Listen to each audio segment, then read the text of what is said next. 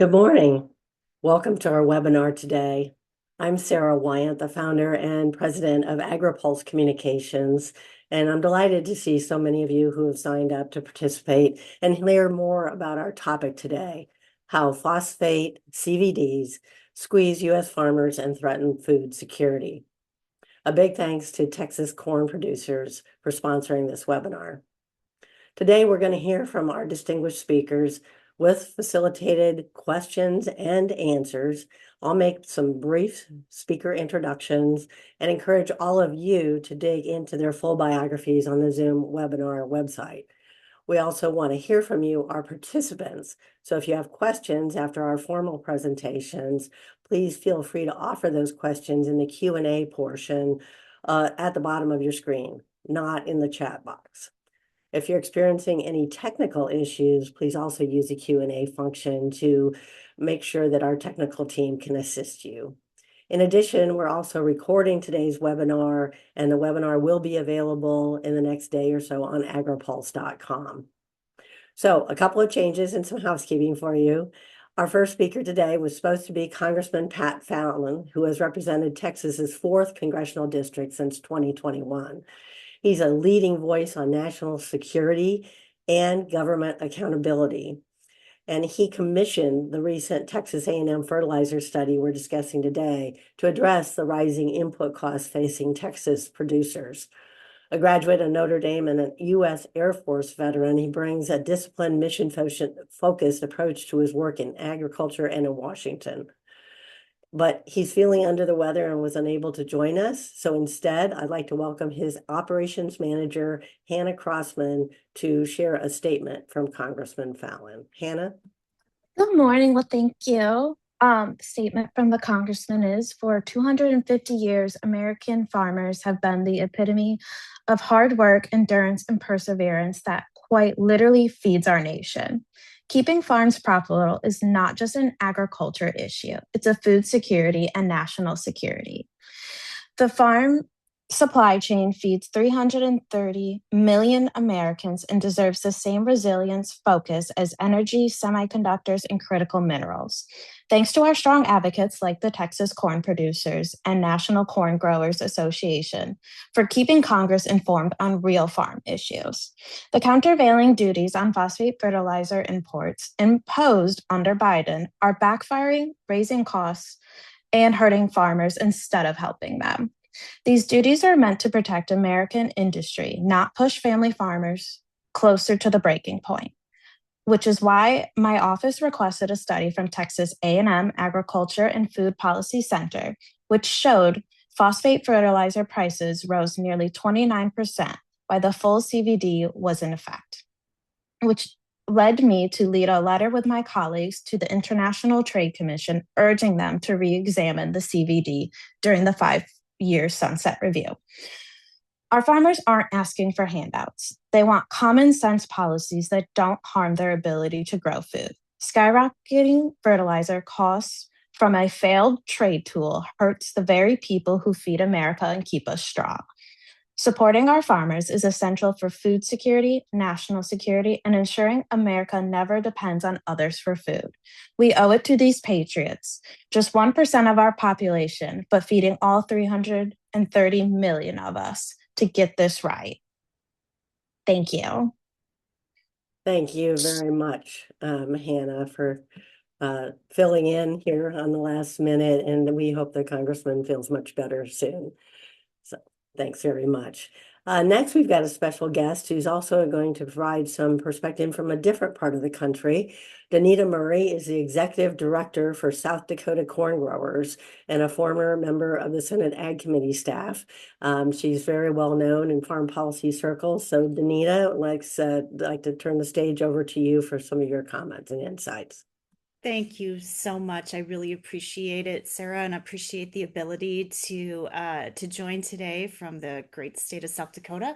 It's probably a little bit chillier here, but we have had some nice weather. My part today, I will try to make this as legal opinions as interesting as possible. Fortunately, then Judge Vaden wrote two excellent opinions, one in 2023 and one in more recently in April of 2025, regarding these, the CVD for Moroccan phosphate. And I just want to kind of touch briefly on some of the highlights of that opinion so that kind of everyone has a level set from kind of the legal perspective and the findings that he arrived at in 2023 and 25. And then hopefully that enriches the discussion today, and folks can go ahead and take a look at those opinions for themselves as well. And there's a lot of great fact finding in those opinions that I think is still very relevant even years later to the discussion. So I'll start out with the opinion from September of 23 and just remind everyone that, the period of time that we're talking about, because that's always one of my first questions, is January 2017 to September 2020. There are a couple key facts, but I think I'll start out with the one and take a little bit of privilege here that was most relevant in South Dakota. And here I'll use a little, not any legalese, but a little bit of South Dakota speak. Beginning in the fall of 18 and certainly extending into the spring of 2019, at least here in South Dakota, and I know across much of the Corn Belt, there was significant rainfall. We had record-setting prevent plant acres in 2019, or if it was an exact record, it is really close. It was certainly an anomaly across the Corn Belt, and that's a really interesting fact that I think then Judge Vaden made a point of coming back to several times in his opinion. The other good fact to remember is in that first 2 years, so it'd be 17 and 18, there was a domestic producer that closed their facility or facilities that resulted actually in decreased fertilizer production. So, here we start to see kind of again the basis for some of the facts that Mr. Vaden used to kind of form his opinion. The third that I consider to be really important is something called intermodal delivery that I'm sure I'm no expert on. But really what he was saying was that the different ways that fertilizer is shipped to its ultimate destination is very distinct from reshipment of fertilizer that's already arrived kind of at its destination. So, whatever modes of transportation are used to get fertilizer to Texas, for instance, that may be very, very different and is likely different and distinct from the way that fertilizer would be relocated from Texas to another area with demand. At the end of the day, I think the easiest way to sum up the September opinion from, again, then Judge Vaden, is that this concept of the ability of the industry to reship whatever that supply was. For instance, we'll continue with my example.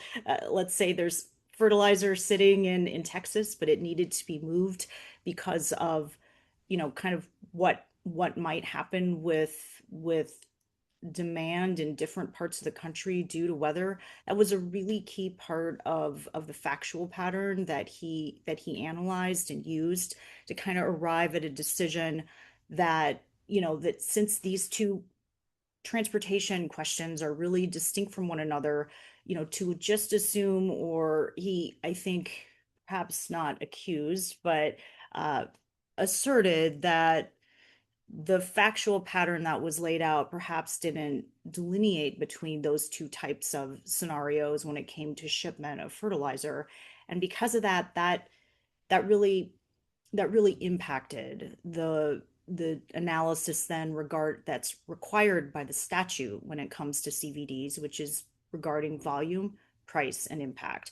I won't go into the details about that analysis, but at the end of the day, he was very very persuasive in his written opinion, saying that if you can't move fertilizer easily from one location to the next once it's here, you're going to have imports to make up for areas that have higher demand than others. And again, he directed the court then on remand to take a new look at what that distinction meant for, again, those statutorily required analyses regarding the volume of phosphate, the prices that phosphate was sold at, and any impact, again, to the domestic industry. So that is a quick summary of the 2023 decision. I am sure you all are all very curious about what happened in 2025. I know I was. So in April of 2025, the question of shipment arose again. I mean, it's really, I can't overstate how important that was in both of these, the analysis of both of these opinions. Um, it appears that the fertilizer industry did conduct a survey, but Judge Vaden concluded that perhaps that survey had only shown that there is a robust distribution network, but not necessarily that reshipment occurred. Um, Reshipment volume compared to overall volume, the court again here in the opinion said, hey, really wasn't a very commercially significant amount that occurred. And because of that, I'm going to read to you a quote I really like from page 27 that was, I think, instructive. It said if domestic producers could not reship their inventories, the Commission's oversupply-based material injury finding, which is, of course, overall, this is me adding this comment, kind of what the court's here to do, right? Figure out if there's a material injury. It collapses like a house of cards.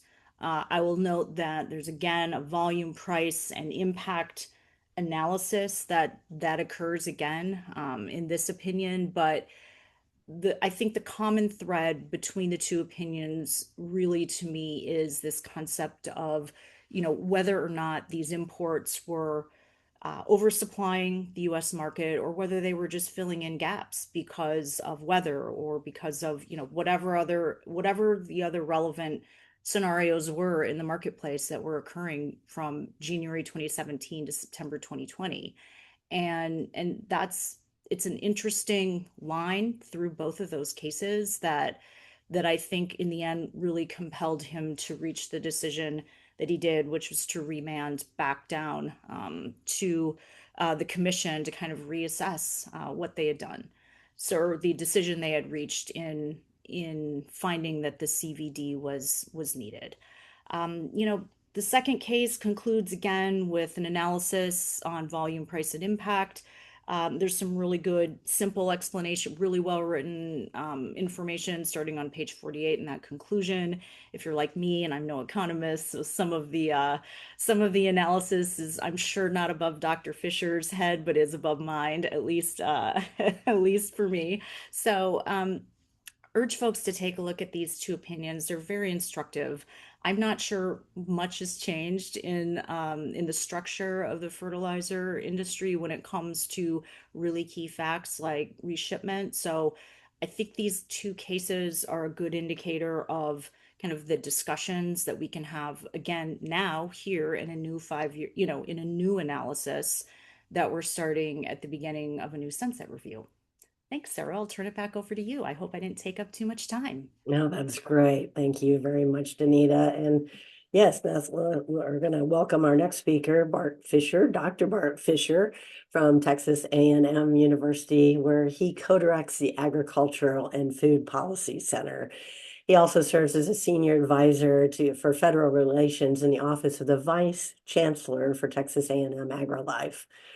Many of you know Bart from his over a decade on the House Agriculture Committee, and he's still a key player in federal farm policy. He recently presented the landmark fertilizer study that we're going to talk about today to Congress, detailing how trade duties have driven phosphate fertilizer prices nearly 30% higher for American farmers. So we're thrilled to have this fifth generation producer and leading economist with us here to break down the study. So Bart, turn it over to you. Good morning, Sarah. Thank you very much for having me. As I launch in here to the presentation this morning, before I jump straight to CVDs, I thought I'd set the stage a little bit. I don't think most farmers go throughout their day thinking about CVDs, and certainly not CVDs on Moroccan phosphate fertilizer. And so uh, it's a seemingly obscure topic. And so, how in the world do we find ourselves here today talking about it? And I thought it might be helpful to set the stage a little bit first, just in terms of what producers have gone through to get to this point. And so, if we click to the next couple of slides, if we start here with the state of the farm economy, you know, indexing back to 2019, and I'll note my team right at the same time we're meeting on this webinar are on the Hill presenting our spring baseline to Congress today. And so all of this is hot off the presses. But if we look at where commodity prices have gone again, no surprise here, but just setting the stage. If we look back pre-COVID, so indexing prices back to 2019 and look where they've gone, we know commodity prices climbed significantly, a lot of that owing to the Russian war in Ukraine going into 2022 before turning a page. And it's that last 3 years that's really put the squeeze on producers. I think one bright spot is that prices are starting to level out and perhaps start to rebound. I think a lot of that on news coming from the administration that some of these agreements that have been inked are starting to come online as we start to get more details about what those entail. But it sort of puts us back at 2019 prior to 2020, and that was coming off of years of recession. And so it's great that prices are leveling out, but still are still at concerning levels. They're particularly concerning if we go to the next slide and look at how that matches up against cost of production. And that's sort of what brings us here today, right? It doesn't matter which one you're looking at. We've seen significant increases, 35 to 40% increases over the last 5 to 6 years. Again, comparing pre-COVID. If you're using 2019 as your index point or your starting point, the long pole in that tin is fertilizer and continues to be fertilizer, even though it's come down from those spikes that we saw in 2022. But over that time horizon that you have sitting right in front of you here on the screen, prices are still up over 50%. So we've managed to return to a not so exciting pre-COVID level in commodity prices. And yes, there's a bright spot in that they do seem to somewhat be leveling out, but it's against this backdrop of input prices having exploded. And I know USDA, Dr. Benavidez at the Outlook in February noted that input prices, may be ticking down a little bit, but again are still at these, elevated levels, well above what we saw back in 2019, which we've again returned to in terms of output prices. And so, if we look at the next slide, it's led to this cost price squeeze that many of you will have seen over time. This is using the latest data as of January that was published by NASS. And I looked at it both in relative terms and absolute terms. Over on the far right side of the screen, that gap is the largest in the 30-year data, at least in the 2011 price series, 2011 index series. It's by far the widest gap, again, both in relative and absolute terms. And so while there may be some encouraging signals, there's just still, producers are still facing enormous pressure, and a lot of that is driven by cost of production. If we start to pull it all together and go to the next slide.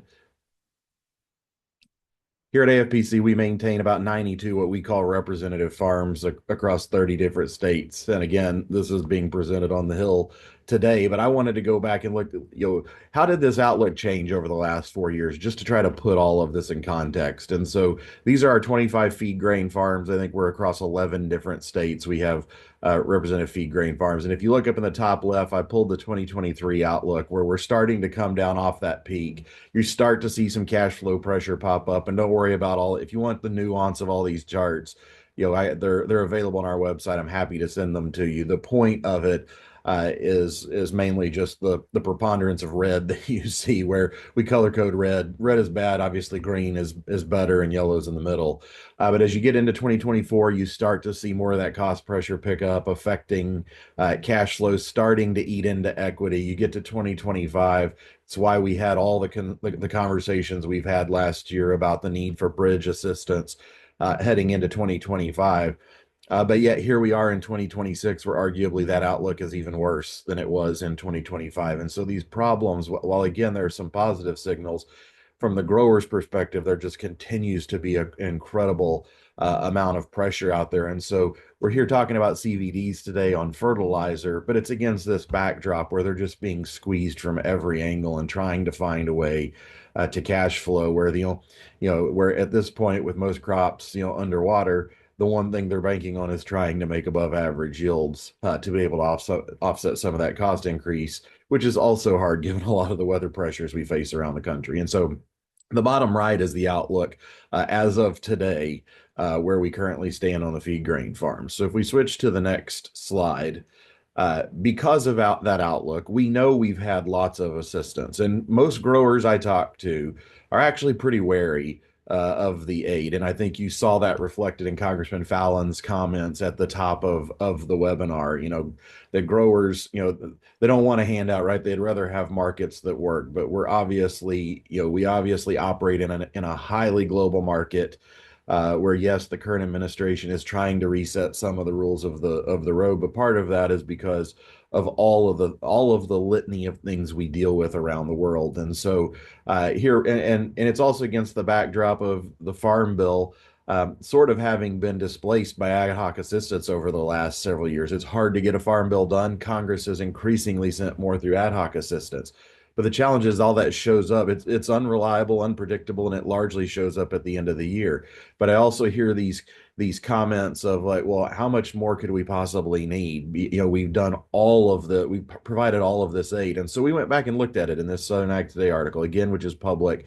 And you're free to go look at it. But we looked at the last 3 years of cumulative net returns to the four major row crops. We then stacked it up against all of the other income and ad hoc type support that is designed to help deal with those lower prices, and that's including the infusion coming here at the end of the year.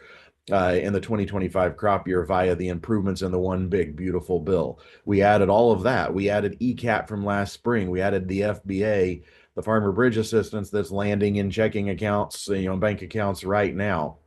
You add all of that up, and it covers anywhere from about a third to a half, just under a half of the losses growers have faced. And so, we know balance sheets are still relatively strong.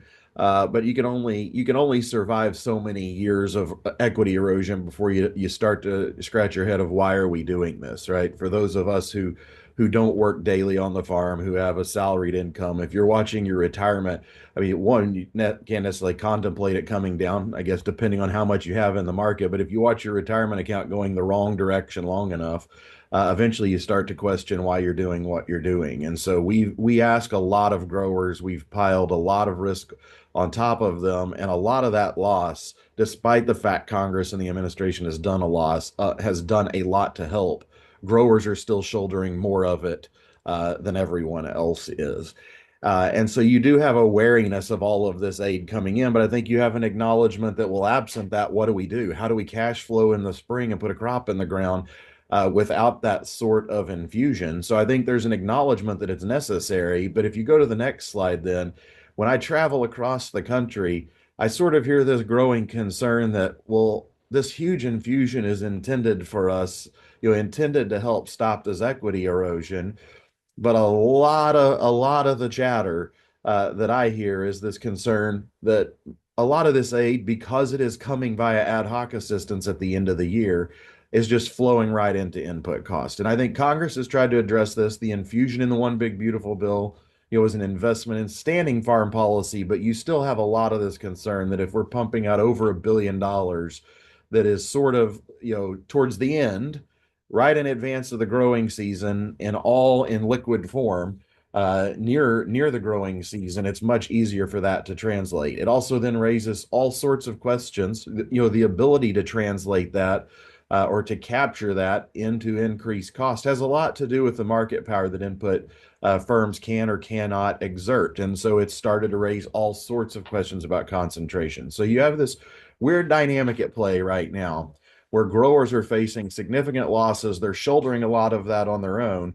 Congress and the administration wanting to help out, but concerns that it's just exacerbating the problem, and that a lot of this is getting bid into higher input cost and higher, other cost as well, not just pure variable inputs, but certainly they're sort of tip of the spear. So that sort of brings us then to the work we've done on fertilizer. If we switch to the next, through the next slide and into the following one. We started getting asked questions a few years ago. One of the most recent came in the form of an official request. At the time, it came from Senator Thune. and Senator Klobuchar asking us to start to dig into this concentration and competition in the fertilizer industry.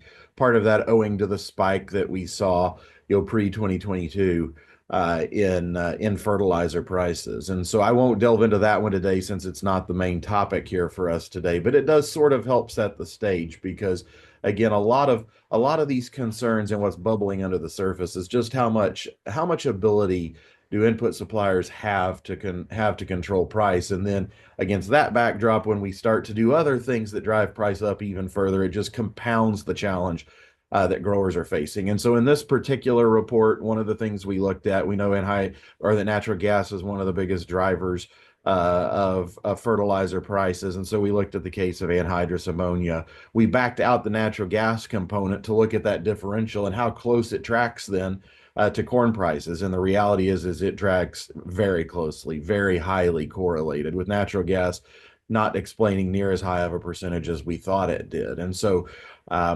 the question then is, where do you go from here? Is that because corn prices are high, it's resulting in more demand for fertilizer, or is it because the companies, because of concentration, have the ability to exert market power? And if you start to look at the topic of the CVD study, for example, in phosphates, we have a 4-firm concentration ratio in North America at 100%. A lot of that's driven by 2 companies that have 90% of the market.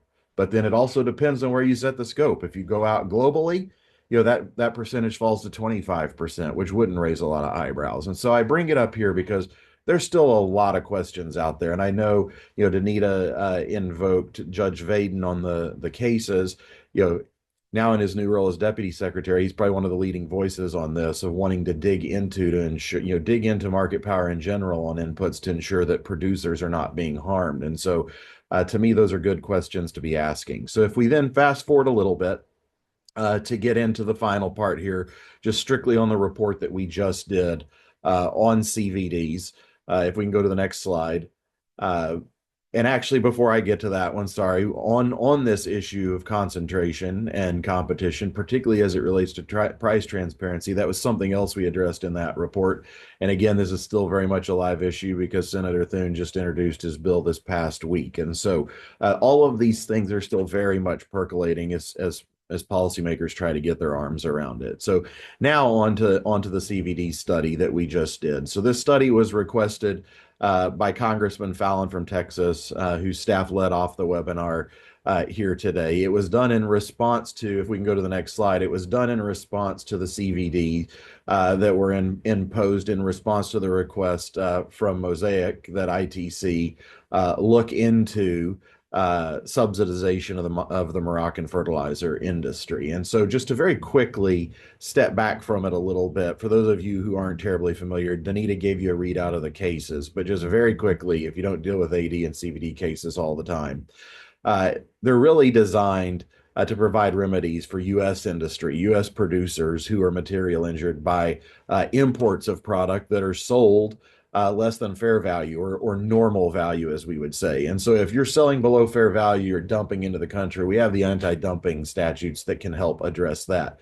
But if you are dealing with imports of a product that are the result of subsidization from a foreign government or foreign entity, that is where the CVD laws step in. And that is the case that we are dealing with here as it relates to Moroccan phosphate.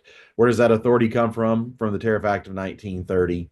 Who does what? One, the domestic industry petitions. We had already talked about the Mosaic petition to ITC and the Department of Commerce. ITC's role then is to step in to see if U.S. industry has suffered material injury or the threat of injury. And then inside the Department of Commerce, the International Trade Administration is the one that determines the amount of the dumping or subsidy, and they're the ones who enforce then the AD and CVD laws on the imported goods. And so if we go then to the findings of the report, and the report is admittedly very wonky. There's a lot of methodology in the report. But the bottom line, again, if we can go to the next slide, the bottom line is that the CVD has increased the cost of phosphorus fertilizers in the U.S. for a subset of the crops, 6 major crops, by $6.9 billion over the last 5 years. And if you look in this top chart, It's looking at DAP prices, and then it maps out where the original CVD was imposed. And to DaNita's summary, that has moved around over time as ITC has revisited the case and done their reviews. But in our analysis, we looked at, in the absence of these, and ran counterfactual scenarios. It's the purple here in the bottom chart, or the blue in the bottom chart, is where price would be absent the CVD. And so from my perspective, we use CVDs all the time, and often they're used to protect U.S. ag producers. And so this isn't me, indicting the CVD process per se. It is helping, highlight that growers are up against a huge number of challenges. And this is just another one, and the cost of having to deal, with, steps being taken by foreign actors. And so part of it is to just raise the profile of the impact that it is having on growers in particular. And if we go to the next slide, which is the next to last, and look at that summary, the 6.9 in the bottom right corner of table 5 from the report. But this table shows a breakdown over time and across commodities. And if you look there at the bottom of that second column for corn, that 3 billion, and I know corn is hosting the webinar here today, roughly 44% of that impact is being felt by corn growers, who are, unquestionably reliant on fertilizer, one, to produce yields, but then also, for the other tangible effects, particularly non-nitrogen, has on the crop. And so 44% of that, in our estimation, is being felt. But again, a 6.9 billion combined effect of those tariffs. So then if we wrap up on the final slide, just to pull this all together, before I hand it off to Dee, row crop producers continue to face a huge amount of uncertainty and financial stress. And, Congress and the administration have stepped in with a lot of assistance, but, producers are still shouldering the majority of the losses. But because of the pressure those producers are facing, they're very sensitive to anything that raises costs. And so, as one example, you're hearing more and more chatter from producers about the concern that concentration is having on agriculture, particularly amongst those input suppliers.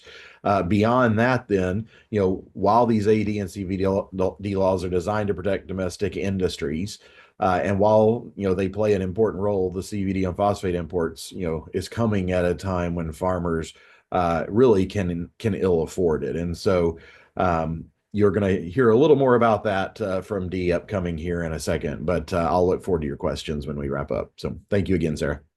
Thank you, Bart. That was a great overview of the report and the current situation so many of our producers are facing. So next up, as you mentioned, is Dee Vaughan, a fifth-generation Texas Panhandle farmer and former National Corn Growers Association president. With over 3 decades of experience managing diversified crop rotations, Dee serves on several influential boards, including Plains Cotton Growers, Texas Corn Producers, and you might have recently seen him. He participated in congressional hearings, a listening session on the 2026 planting season. So he's here to provide that farmer perspective of what's happening with boots on the ground. So Dee, I'll turn it over to you. Okay, thank you, Sara, for that introduction. And hello to everyone that's joined the webinar this morning. Appreciate you tuning in to this very important issue, discussion on it. I am in D.C. this week, Washington, D.C., working with the Texas Corn Producers Association. We have a group of growers and staff up here this week, and we are addressing this CVD issue as we make our visits around the Hill and with the administration. We are also talking about, of course, Farm Bill 2.0 and USMCA and various other issues. But the CVD is kind of front and center for us right now. It's a major issue. The Texas Corn Producers Association has been very concerned about the ever increasing cost of inputs to produce a crop for several years. And going back as far as 2020, we started commissioning studies examining these markets for inputs, especially for fertilizer. And we commissioned a study in 2020 that was referenced by Bart there in some of his presentation, looking at the high cost of anhydrous ammonia, nitrogen fertilizer, and how that market works in comparison to corn prices. So we've looked at this for a long time, and we're very appreciative of this latest study that was done. that Representative Fallon, we had a meeting with him last July. Texas Corn Producers Association board members visited with him about this CVD issue, and he took a very keen interest in it, and we're very appreciative of that fact. He asked for this study, as Bart mentioned, and we are very appreciative that he did. The study was completed very timely, and we're very appreciative to, of course, Dr. Fischer and Dr. Joe Outlaw, Dr. Mark Ralston, and Dr. Henry Bryant that did the study. They did excellent work, very detailed, very specific, and we were glad to see that. The countervailing duties has been mentioned, been in place since March of 21. They've extracted $6.9 billion out of the ag economy, out of the farmers' pockets during those 5 years that it's been in effect. And corn and soybeans together, we're the two largest crops of the United States. And we are planted on over 180 million acres every year. And so we are bearing the brunt of that, nearly to the tune of $1 billion per year come out of corn and soybean farmers' pockets. But regardless of what you grow, I also grow cotton, I grow grain sorghum, I grow wheat. Regardless of what you're growing, no farmer wants to be paying extra for fertilizer due to these CVDs, and they need to be eliminated. We just, in these tough economic times, it just adds insult to injury to be having to pay extra cost due to a CVD. The process, though, does have a sunset review period, and we're into that now. And so we are hopeful that during this review process that's been started, that it will be eliminated, the CVDs. The process allows for, it was started with the Federal Register notice by the Department of Commerce and the International Trade Commission. And the companies essentially have the month of March to respond to that Federal Register notice. If no companies respond, then it can go to an expedited review process, and the CVDs would likely end very quickly. If a company petitions, responds to the Federal Register notice, indicating they want the CVD to be reviewed and to potentially continue, then it could take up to 1 full year. They're allowed 1 full year to the Department of Commerce and the ITC to do the review. So it could take a while, but because we do anticipate that it will be subject to a full review. We feel like one of the companies at least will come forward and probably request that. During this review period, we do have the opportunity, from what we understand, as ag organizations, Texas Corn Producers, as well as our national organization, National Corn Growers Association, will have the opportunity to provide comments into the ITC and the Department of Commerce about these CVDs. And we're hopeful that we're spreading the word. We're trying to enlist all the other commodity organizations, farm organizations, to also submit comments during this review period. And of course, members of Congress, senators can weigh in as well. And we're hopeful that they are doing so. We are very appreciative again to Representative Fallon. He initiated a member letter that, as we speak, is being circulated to get member signatures on it. And then that letter will be directed to the Department of Commerce and the International Trade Commission with their concerns about this and what it's doing to agriculture. One thing I do want to clarify, because a lot of times there's confusion about CVDs and tariffs. These countervailing duties were put on as a result of petitions, as Dr. Fischer mentioned, the Mosaic Company, Nutrien, Simplot. They petitioned the federal government through the Department of Commerce and the ITC to apply these countervailing duties because they felt like they were being harmed by Moroccan exports of phosphate fertilizer to the United States.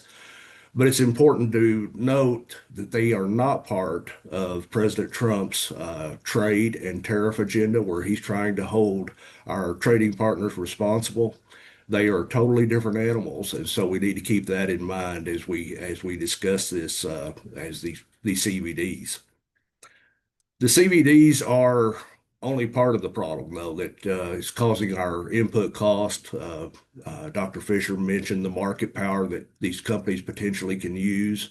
I've been farming for 40 years, 40 plus years. And when I first started farming, there were multiple manufacturers of fertilizers across the United States. Some were regional in nature, some were nationwide in scope. But over my farming career, I've watched as one company after another has merged, and some have just left the business. Some have, for whatever reason, concentrated on other things. Monsanto used to be heavily into the fertilizer business, and then they left the fertilizer industry and went to agricultural chemicals and seeds. So we have this situation where we've allowed the companies to merge and consolidate to the point where we have one firm that controls the vast majority of the phosphate production in this country. We have one firm that controls the potassium or potash market. And we have four firms that control the nitrogen fertilizer market. But even in that market, even in the nitrogen market, we have one firm that is the dominant player. They have more market share than the other three combined. And economists will tell you when you have this type of concentration, they do have the ability to use market power to set their prices. I like to say that farmers suffer from too much transparency. Everything we buy is public information, the cost. You can determine very quickly what, and all these companies have economists that study these things, and you can readily determine what we pay for crop insurance, what we pay for seeds, what we pay for chemicals, what we pay for fertilizer, equipment, what it costs to pull a piece of equipment across an acre of ground. Even our land cost can be largely determined. And so they know our cost right down almost to the penny, what it costs to produce a bushel of corn or a pound of cotton or any other commodity.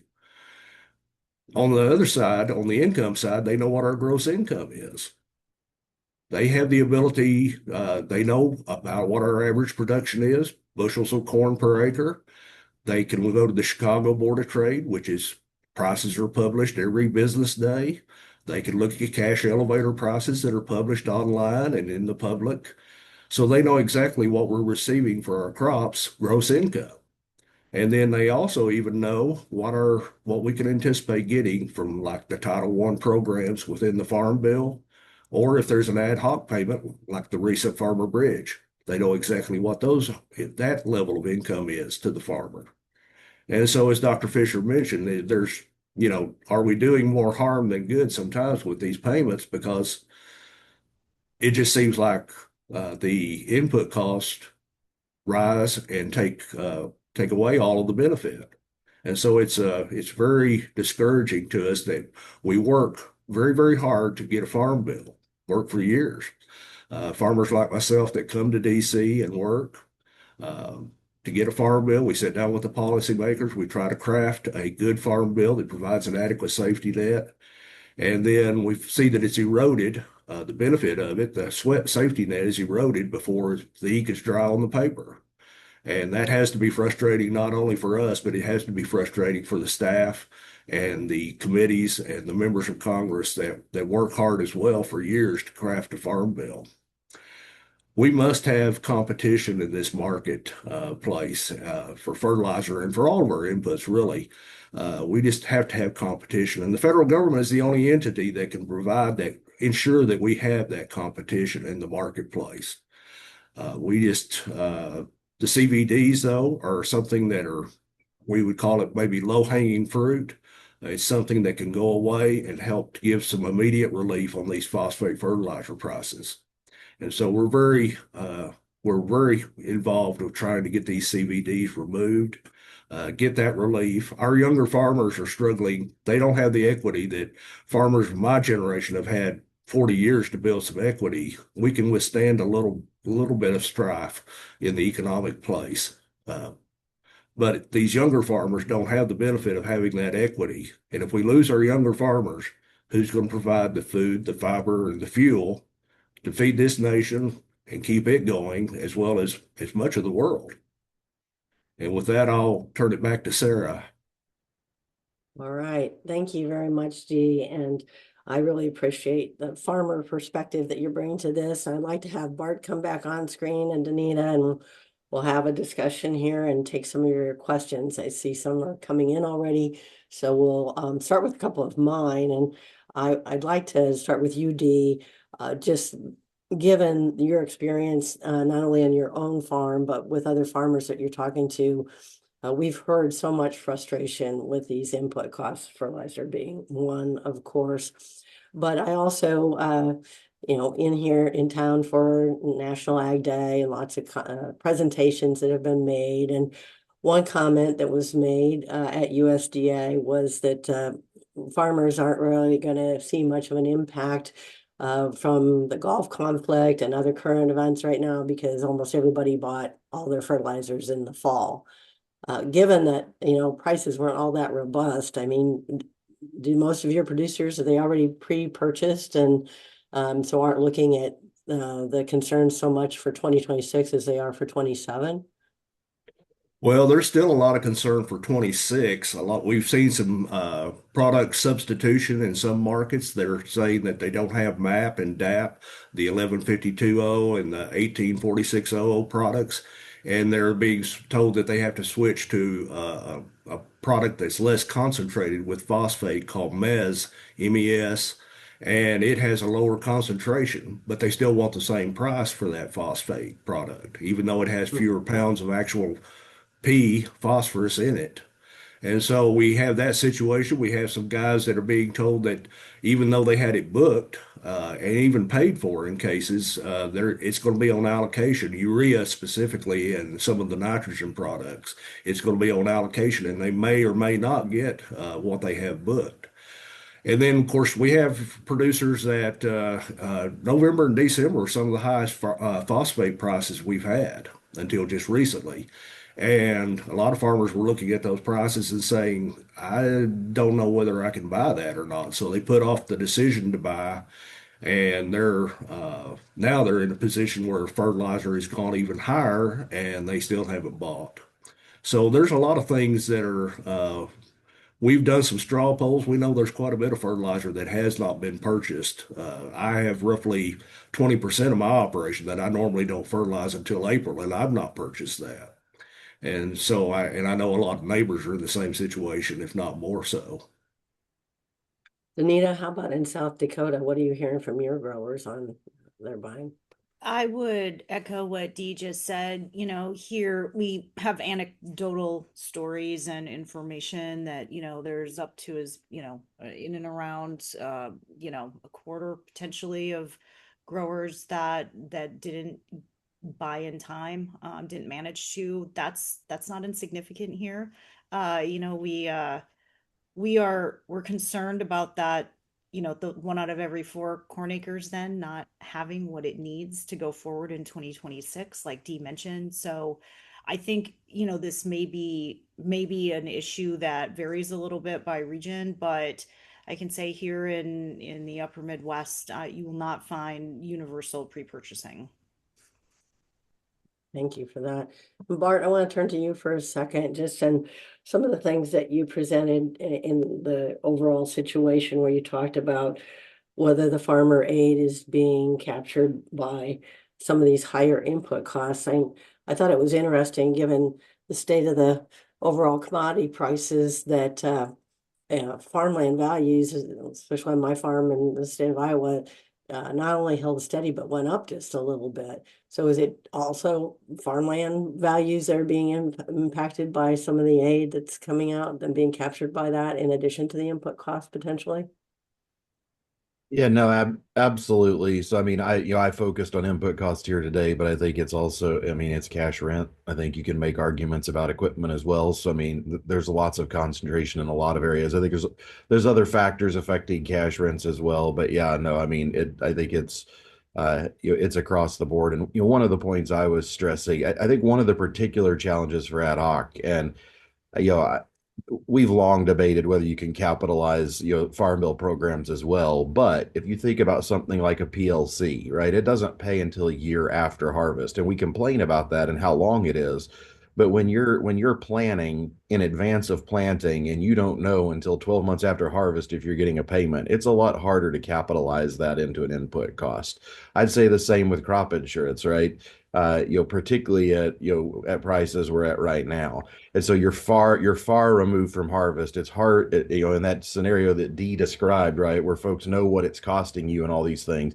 Those have much more uncertainty about whether they're going to come through. You compare that though with this ad hoc assistance that comes a few months before planting, and it's a $10 billion infusion that flows directly into bank accounts. Everyone knows it's sitting out there, right? And I, as a grower, can look at it and think, thank goodness it helps me paper over all the losses from last year without eroding huge equity. Everybody else looks at it as they've got that cash sitting there, I can go capture it, right? And meanwhile, farmers just bleed more equity along the way. And so that's sort of, my perspective is that I think the real challenge here is that we've grown increasingly reliant on ad hoc assistance, and I think we're starting to see some of those chickens come home to roost. The problem with it, though, is until there's going to be a will to invest in improving the standing farm safety net, I don't want my comments to be interpreted as, well, let's just pull out of providing assistance, because then a grower can't figure out how to cash flow in the spring. So I mean, it's a bad conundrum to be in,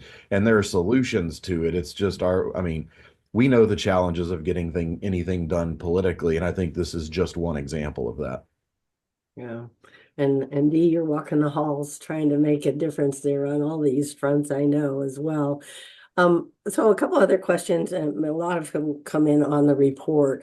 Bart, I'm going to start with you. Just overall, the extraction of phosphate rock has been declining for a decade, and we know these are global markets, but in the U.S., we've gone from 45 million metric tons in 1995 to 20 million metric tons in 2023.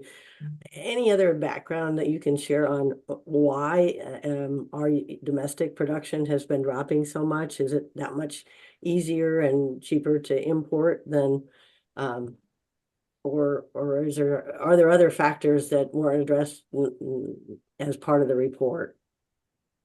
Yeah, I'll try to keep it succinct because obviously there's a lot that go. I think one, you already hit on one of them. I think imports and the price of imports is certainly one of those, right? Which is why the CVD on Moroccan phosphate is so acute right now. If you look at it purely domestically, though, and others, I'm sure have perspective on this too. The thing is, I think of it's one thing to have stocks. We have a lot of stocks of rock phosphate, but then how accessible is it, right? So there's a question of accessibility, and I think a lot of the low-hanging fruit we've gotten. So there's a cost element to going and finding the rest of it. You also have things like phosphogypsum waste that you got to deal with in the production of phosphate fertilizers, and so there's a bunch of environmental concerns there, particularly in places like Florida, where we do have reserves. You got other environmental concerns, and so there are a litany of issues there that I don't want to make light of, that I think help explain. But then you also get growers who ask me head scratching questions of, okay, well, times are so tough. Why are we exporting phosphate fertilizer from the U.S. right now? And I have some theories, but until I have some evidence, I might keep my theories to myself. But it is sort of interesting, and it's a reminder, that for our growers, our growers spend a lot of time focused on export markets, right, and getting market access around the world. But on these imports, there's concerns of concentration. There's concerns of where is all this stuff coming from, and it is a huge global market with all sorts of other government players weighing in on that market, on behalf of their own country, right? And so, I mean, China putting in export bans, for example, right? And so all these things play out differently around the world, and all of them come to bear. But I think certainly if I don't want to just pile on the fertilizer industry, because there are some real concern or real challenges to ramping up domestic production. But the administration just labeled phosphate and potash as critical minerals, and so maybe that will help free us up to accessing some of those potentially. Thanks. Dee, one of the phosphate suppliers that you mentioned, Nutrien, has now said that removing the countervailing duties on phosphate imports would be a constructive step. So, I guess, what's your reaction to that? Is it moving in the right direction? Well, it's definitely a move in the right direction, and we hope the other companies will follow along. Uh, yes, we were very pleased when Nutrien made that announcement that they didn't see a need for the CVDs to continue, and they were withdrawing their action on that item. So yeah, we're very appreciative of that, and we hope that the other companies follow suit. But even if just one company comes in and requests it, then the CVD review will proceed on, and potentially the CVDs will be approved again and continue. Yeah, another person asked whether it would be, from your perspective, whether we could just keep CVDs on Russian fertilizer and lift them on Moroccan.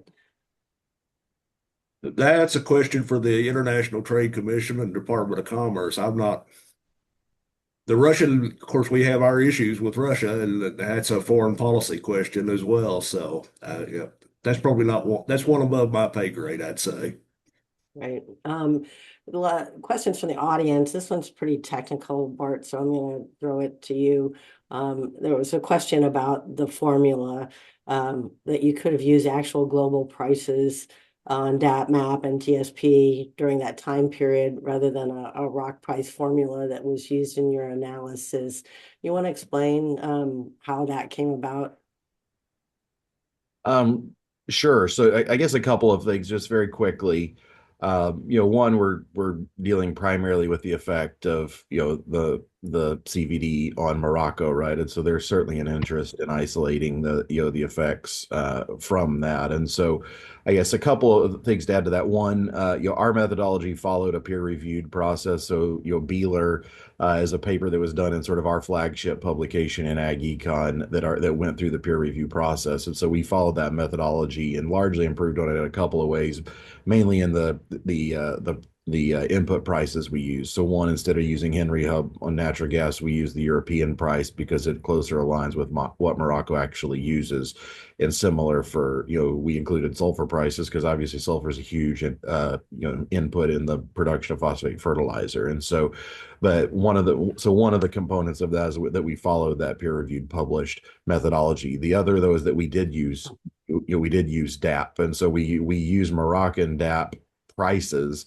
We regressed Moroccan DAP prices on the inputs, and I listed a few of them there, right? But certainly one of them was Moroccan, rock phosphate, which prices there, now I don't even know that you can get access to, and the ones you could had started to, they had started to fall apart, and people were questioning their accuracy.